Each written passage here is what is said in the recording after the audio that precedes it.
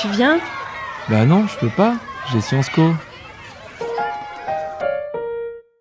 Avez-vous déjà entendu dire que nous n'utilisons que 10% de notre cerveau? Que certains apprennent mieux parce qu'ils sont visuels ou kinesthésiques?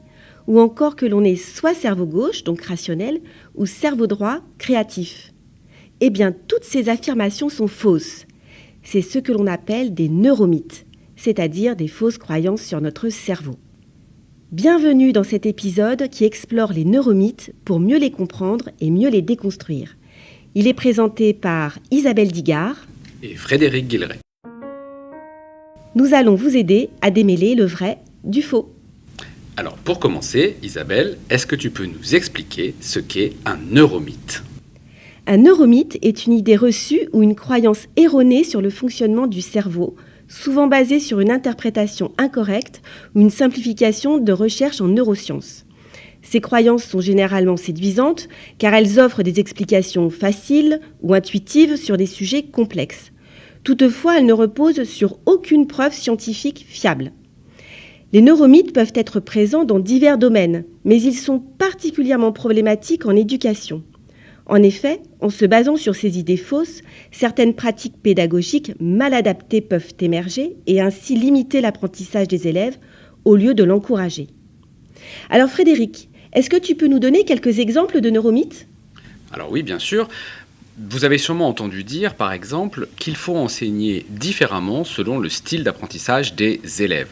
C'est-à-dire selon qu'ils soient visuels, s'ils pensent mieux apprendre avec des images, auditifs, s'ils retiennent davantage avec des sons ou des explications orales, ou kinesthésiques, pour celles et ceux adeptes du mouvement et de la manipulation.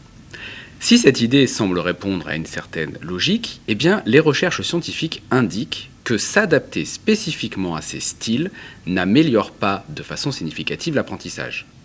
Par contre, varier les méthodes de présentation en combinant texte, schéma, explication orale ou activité pratique, eh bien, c'est favoriser ce qu'on appelle le multicodage. Et ça, c'est bien plus efficace pour les apprentissages. En effet, même si nous avons tous des préférences pour retenir des informations, en réalité, notre cerveau a besoin de toutes les entrées sensorielles pour bien apprendre.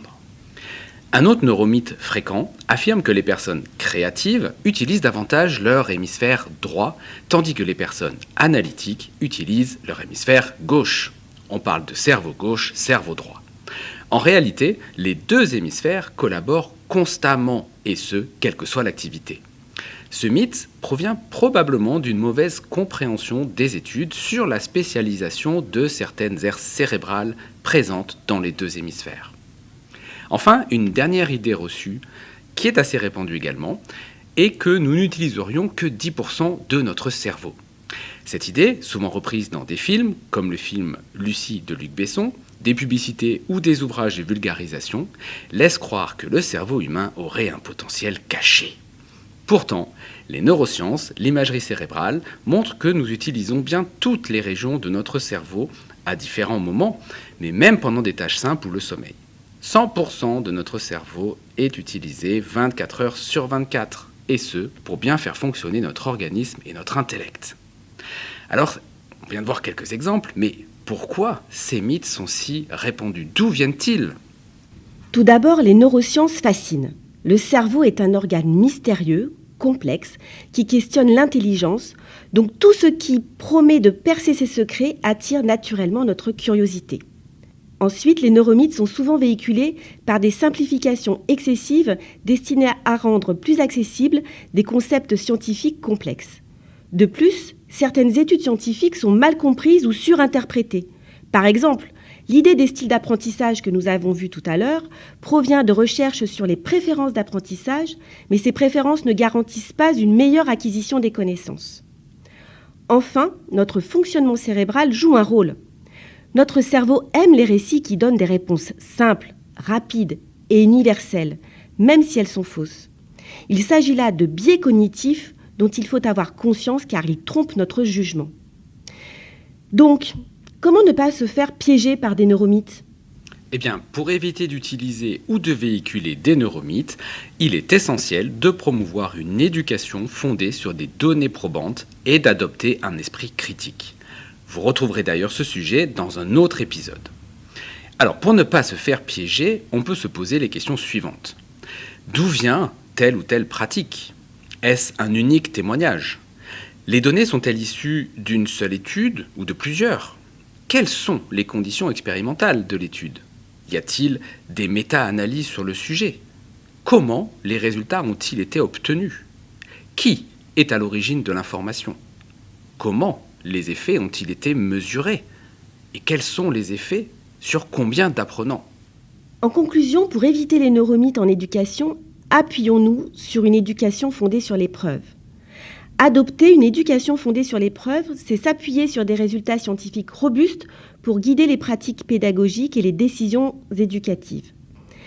Mais ça ne veut pas dire qu'il faut aller lire toutes les études scientifiques soi-même. Heureusement, il existe des personnes et des collectifs qui font ce travail de veille, de traduction et de mise en contexte pour le monde éducatif. En France, on peut penser au Conseil scientifique de l'éducation nationale, au podcast Le 21 du LabCID, à l'association Apprendre et former avec les sciences cognitives, au réseau des Learning Labs, ou encore aux différents groupes de travail éducation et sciences cognitives de l'éducation nationale. Et à l'international, il y a aussi le site de référence Education Endowment Foundation. Avec cette approche, les enseignants, les formateurs utilisent des pratiques qui ont été rigoureusement testées et validées, plutôt que de se fier à des idées populaires ou intuitives qui, comme les neuromythes, peuvent être erronées. Cette démarche permet de maximiser l'efficacité des méthodes d'enseignement en offrant aux élèves des stratégies d'apprentissage efficaces. Merci d'avoir écouté cet épisode. À bientôt dans cet univers fascinant où les neurones rencontrent l'apprentissage. Si cet épisode vous a plu, n'hésitez pas à vous abonner et à partager autour de vous.